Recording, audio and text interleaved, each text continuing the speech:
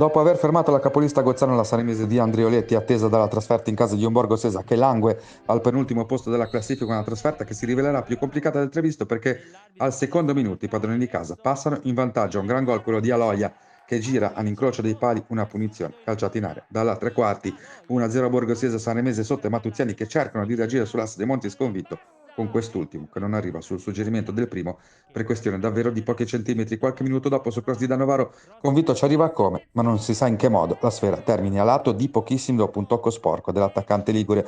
La Sanremese produce, ma il Borgosesia va vicino al 2-0 con palla sull'esterno della rete dopo che Bramante aveva seminato il panico in area biancazzurra. Addirittura i padroni di casa hanno due occasionissime, ma in entrambe si scontrano con Dragone che prima para su Aloia, poi respinge su Bramante.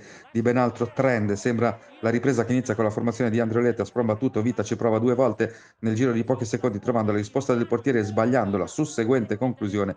Vita che al 21esimo gira male in aria, il solito traversone da Novaro dalla destra, il pareggio nell'aria e arriva al 26esimo minuto con la conclusione dalla lunga distanza di De Monti su cui non sembra perfetto l'intervento di Barlocco. 1-1, ospiti che sembrano poterla vincere, invece ci vuole una super parata di Dragone su Aloia per tenere il risultato sul pareggio. La gara aumenta di tono nei minuti finali, la Saremese manca l'ennesimo rigore o presunto tale per un tocco di mano su conclusione da fuori, cui segue un'altra conclusione di De Montis ben bloccata questa volta da Barlocco. È il 40esimo e c'è ancora tempo di vedere una volée di Bregliano alzata in angolo dal portiere locale sul corner che ne consegue. Mischia e ancora Vita, poco convinto a 7 metri dalla porta. L'assedio finale di Marca Matuziana con l'occasione più grande che capita a Romano, il cui colpo di testa però termina a lato di poco. Finisce 1-1, secondo pari di fila per i Liguri che rimangono a 3 punti dal quarto posto.